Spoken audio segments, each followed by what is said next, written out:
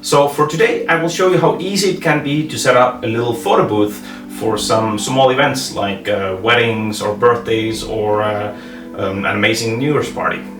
For some background, I created this little guy for a small little mini festival of around 200 people. In my case, I focused a lot on the aesthetics and adding some extra features like this automatic light on, light off functionality, but all of that is basically frills and fluff. The basic setup of this is really simple, using just common items and just hooking them all together. So for a basic setup, all that you need is first a tripod or something to place your camera on top of. The actual camera, the only requirements are a video out port. Quite often this is in micro HDMI format, and a port for attaching a remote shutter release. Next, you need a remote shutter release. This can be found pretty cheap off Amazon or eBay. Then you need a wired battery to keep it running for the whole event. And you need a screen. You could just use your TV or a computer monitor or basically any kind of a screen. And a cable to connect the screen to the camera. Check which ports your devices have. In my case, I use a micro HDMI to normal HDMI cable. Lastly, the most important part of this whole setup, in my opinion, is good lighting, especially when the event is in the evening time or the lighting settings kind of vary.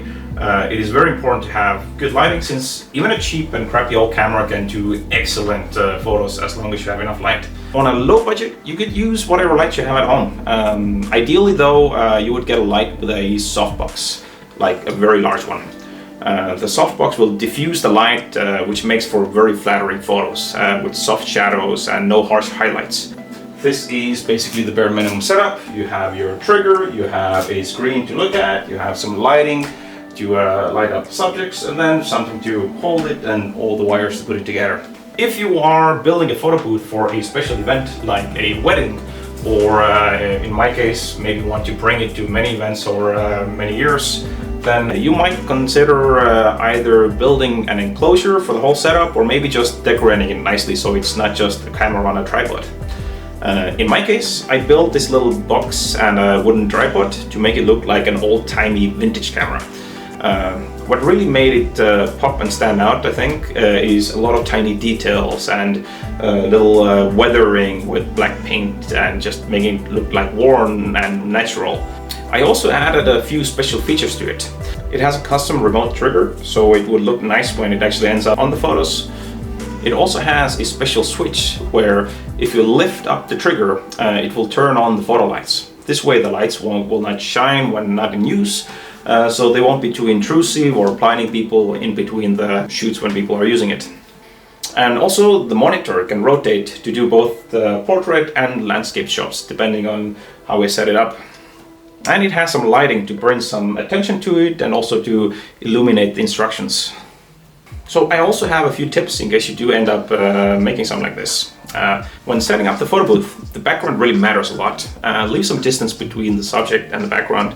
Don't have them stand right in front of a wall. This adds some separation between the subject and the background, and with a good camera you'll also get some nice bokeh and a little blur basically in the background. And bonus points for having a nice looking background without too much clutter to distract from the main subject. I've gone out sometimes and didn't really have enough time or energy to really set it up properly, and then you got some really amazing moments, but the background was kind of distracting and all over the place. So it's good to spend that extra time to make it nice. In my case, I usually set it in manual mode, since I'm not very happy with results out of auto. But in that case, you have to consider changing lighting conditions over the event, for example, if going from daylight to nighttime.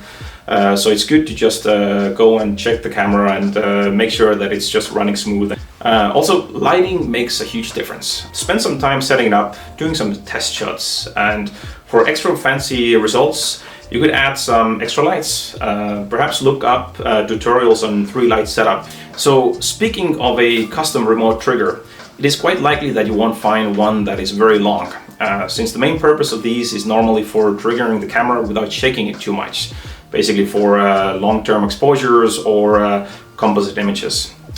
So in order to make it longer, it is as simple as just splicing the cable and adding an extra piece in between. So just cut it in half. Usually the wire has 3 cores running inside, one for the shutter, one for the focus, and one for the ground. If you just want to extend it, you can just twist together the wires with your extension piece. Just make sure that the colors match from one end to another, and just twist them together, use electrical tape to connect it, and voila, you have a longer cable. For hanging the camera inside the box, I've used this variable friction arm, or also known as a magic arm. This allows me to use different cameras and different lenses and flip them over between portrait and landscape modes. It's super easy solution. So the switch for turning on the lights, this needs a bit more electrical background since it requires a relay switch. Just to give you an overall idea, I have this physical momentary switch underneath the hook where a spring usually keeps the circuit open, but when it's pressed, a circuit is closed where it will trigger this relay switch, which will power on a spliced extension cord. This, however, is dealing with 240 volts, so don't go there unless you know what you're doing. And that is it. If you ever end up building one, do feel free to share. Would love to see it. Till then, cheers.